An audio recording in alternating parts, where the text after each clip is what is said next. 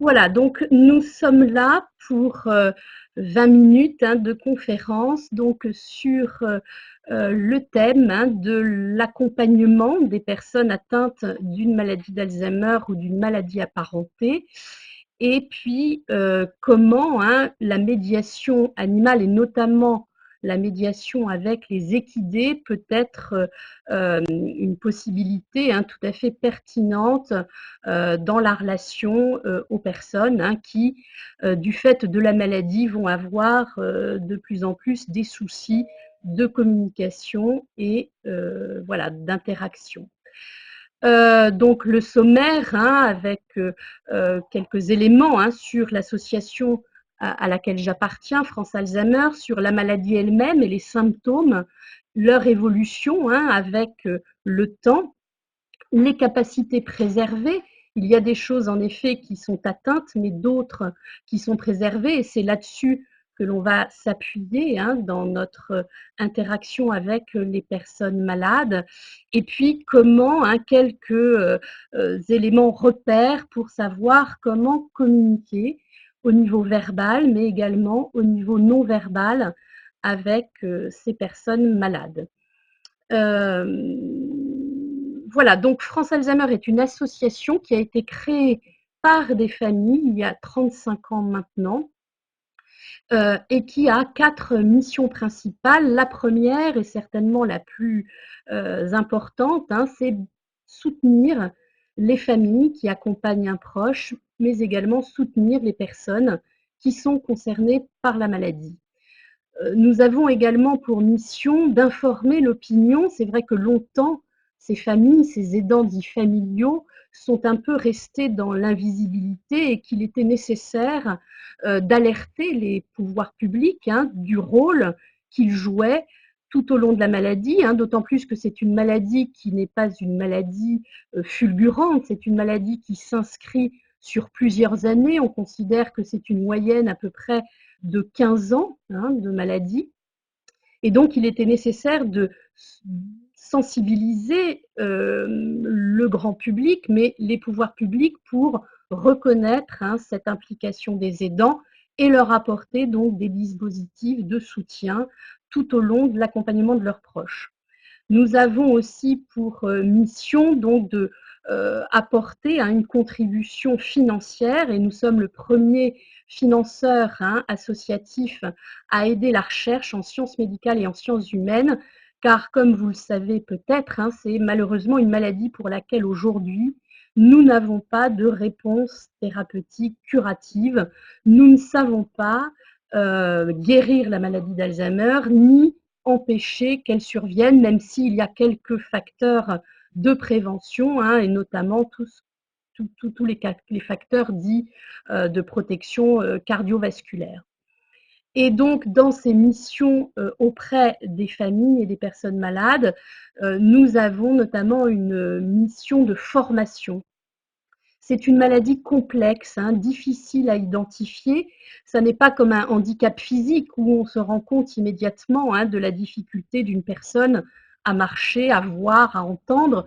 Là, ça touche la cognition et c'est beaucoup plus compliqué de comprendre comment la personne est en difficulté et comment justement l'aider à bon escient, au bon moment et de façon adaptée. France Alzheimer a donc un bouquet d'actions qui concerne donc la formation des aidants familiaux, mais également des groupes de parole, des ateliers de relaxation, des séjours vacances, des cafés mémoire, des ateliers de mobilisation cognitive pour les personnes malades, etc., etc. Voilà, donc quelques chiffres. C'est une maladie qui est très fréquente et qui, vous voyez les chiffres, on parle même d'1 million de personnes atteintes de la maladie d'Alzheimer ou d'une maladie apparentée, 225 000 nouveaux cas chaque année.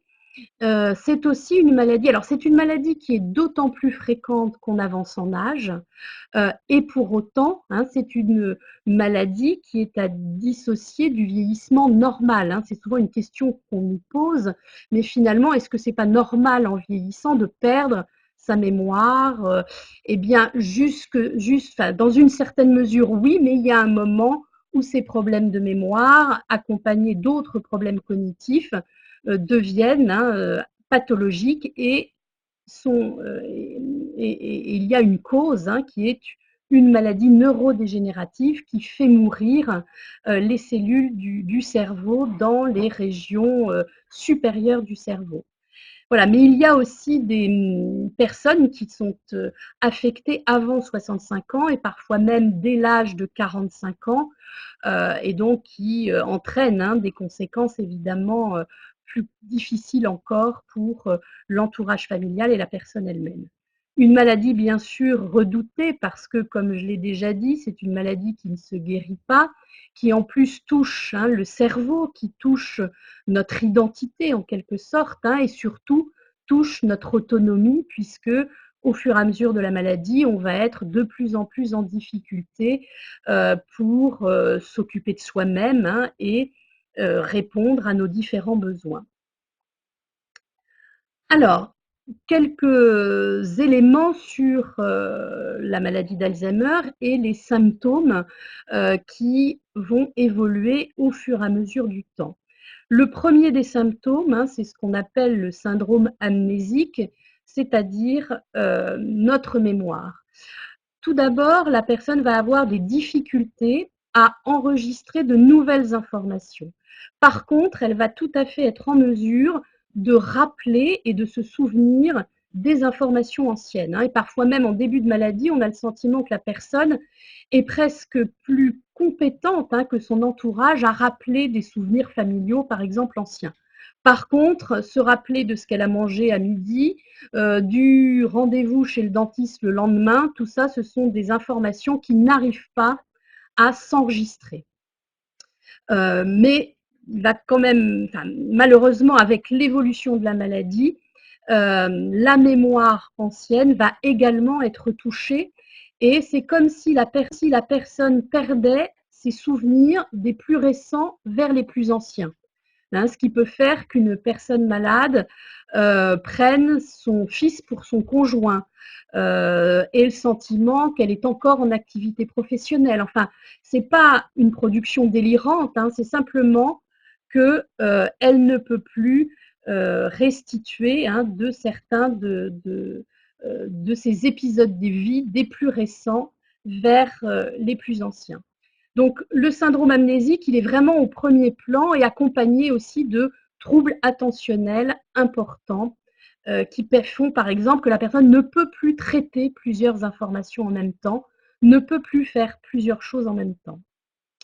Mais ça n'est pas tout, la maladie d'Alzheimer, ça n'est pas que des problèmes de mémoire, c'est aussi accompagné, pas toujours, mais en règle générale, de troubles du langage. La personne perd la capacité à utiliser les mots, et notamment les mots les plus complexes. Elle va avoir du coup une communication de plus en plus simplifiée, parfois même allant jusqu'à une perte totale de mots, donc une incapacité à communiquer verbalement.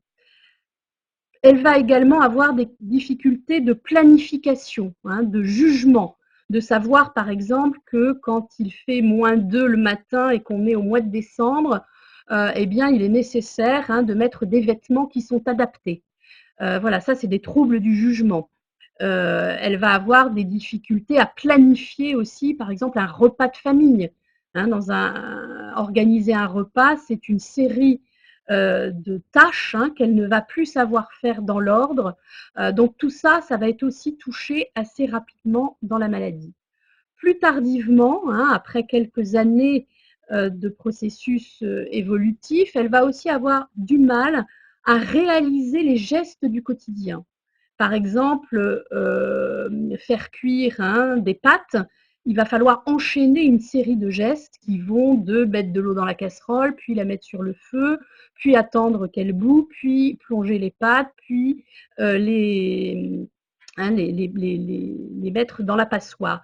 Donc c'est une organisation de tâches qui, dans l'évolution de la maladie, ne vont plus être possibles ou faits dans un mauvais ordre. Et du coup, le but final, d'avoir des pâtes cuites dans son assiette, ne va pas être atteint.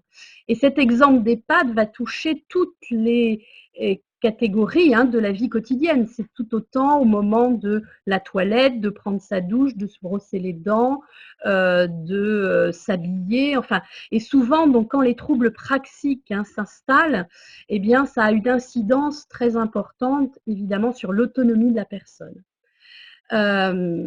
Et puis, donc, plus tardivement encore, il va y avoir également des troubles de la reconnaissance visuelle, auditive. La personne ne reconnaît plus le son d'un aspirateur, ne reconnaît plus certains objets de son quotidien et donc ne va pas forcément les utiliser à bon escient.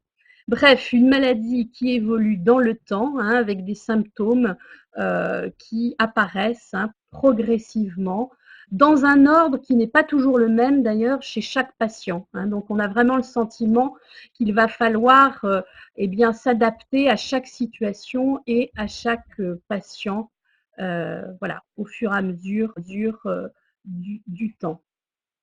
Alors, on a vu là tout ce qui était abîmé, tout ce qui ne pouvait ne plus fonctionner pour la personne malade, mais tout n'est pas atteint sur le même plan.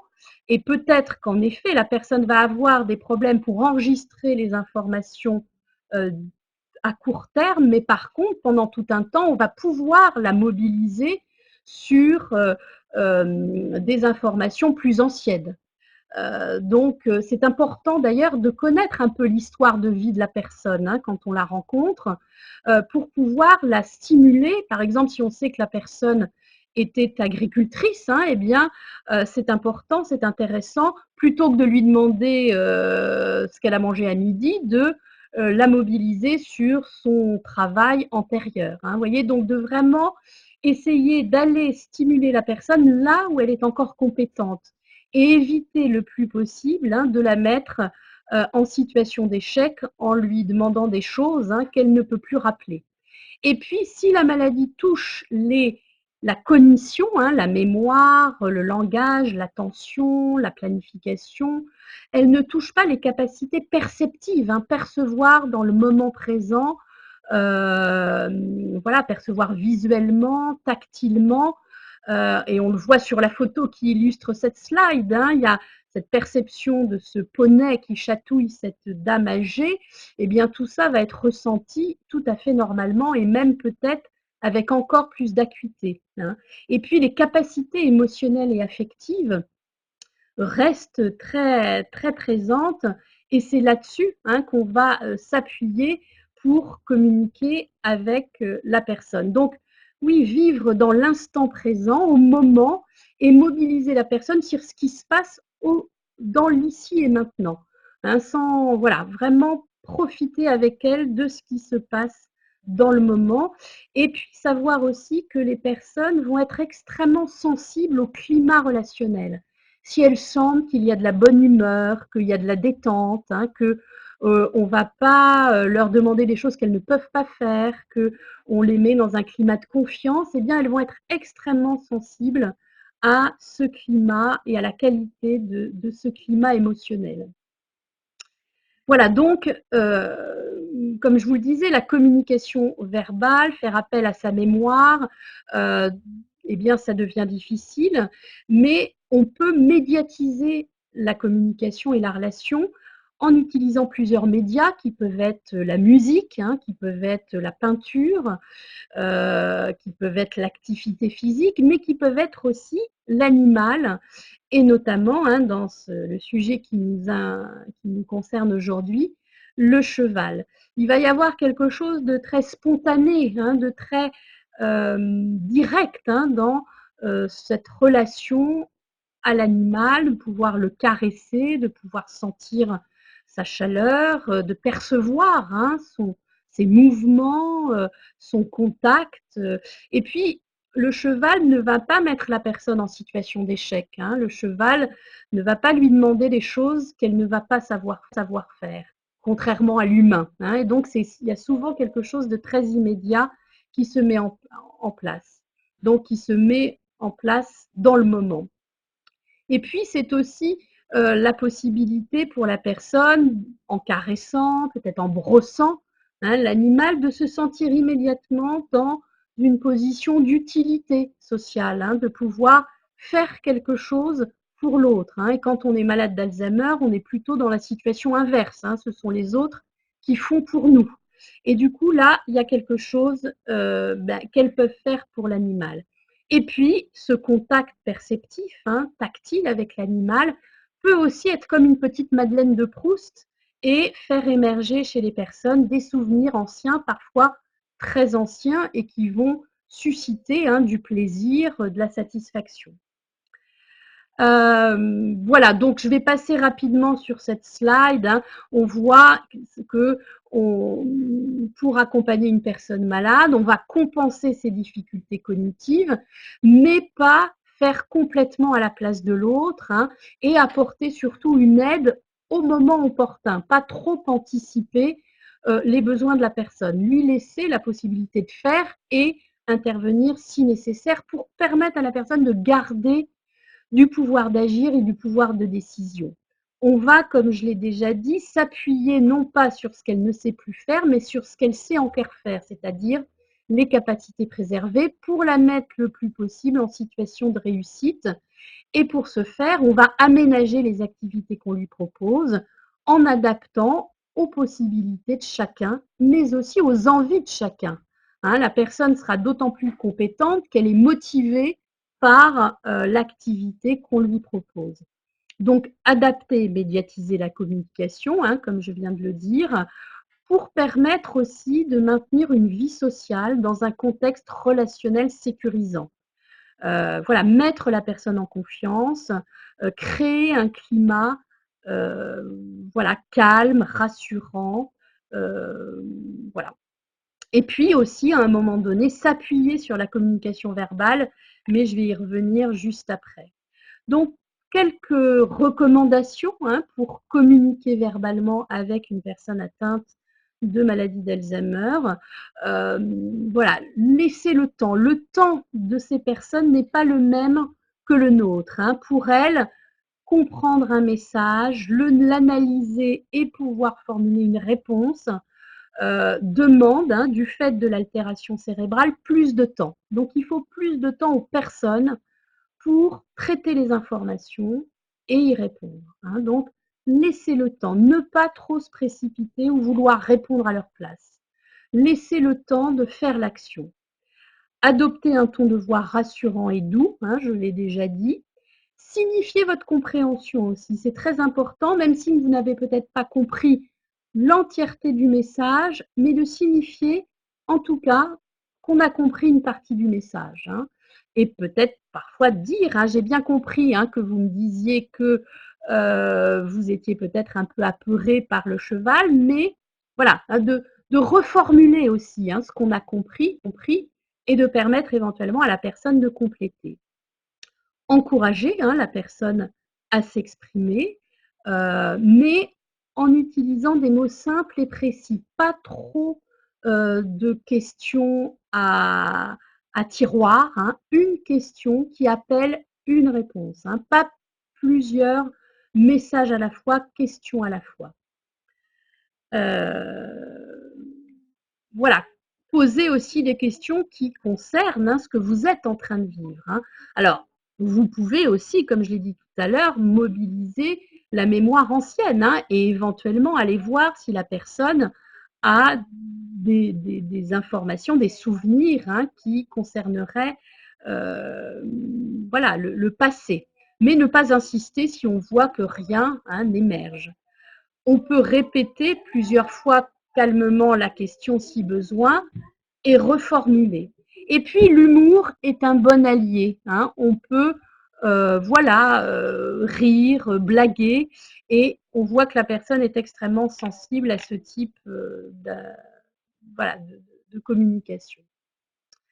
Donc la communication non verbale, moi je crois qu'il y a un principe très important, c'est de considérer que la personne, même si elle a des troubles du langage, même si elle a peu de mots à disposition, mais de toujours considérer que c'est un interlocuteur possible, qu'on peut toujours, et ne pas poser la question à l'aidant, est-ce que votre maman aime la campagne? Ben non, il faut toujours s'adresser à la personne, parce que sinon, on fait comme si elle n'existait pas. Et même si elle répond que par un hochement de tête, eh bien, elle est capable de dire quelque chose et de vous répondre. Être physiquement disponible, hein, ouvert, posé, bien entendu. Dites-vous que la personne a des troubles attentionnels et que elle a besoin qu'on soit complètement connecté, si je puis dire, avec elle, hein, et pas à faire en même temps autre chose ou à parler à son collègue en même temps ou à surveiller en même temps quelque chose au-dessus, au-delà de la personne, vous voyez.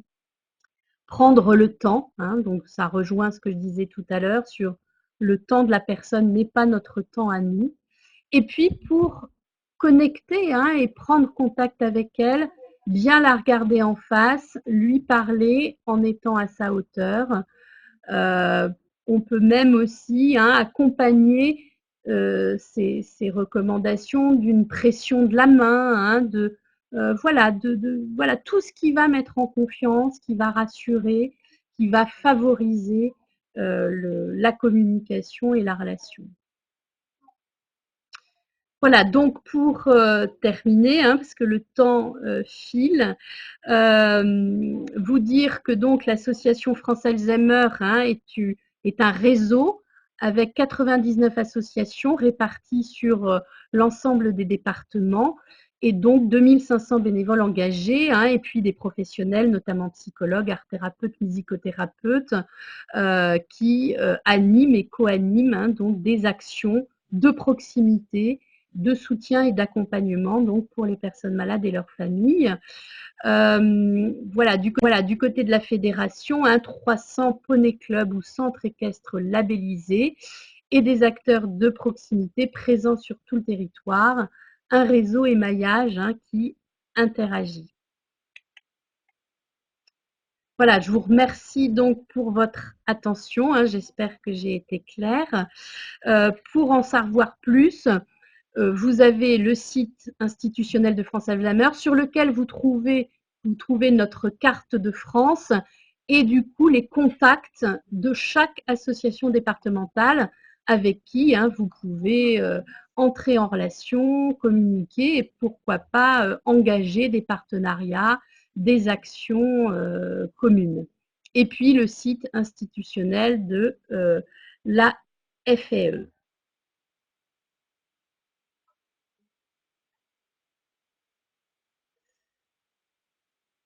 Voilà, maintenant, donc vous allez pouvoir poser vos questions, hein, dans le chat public.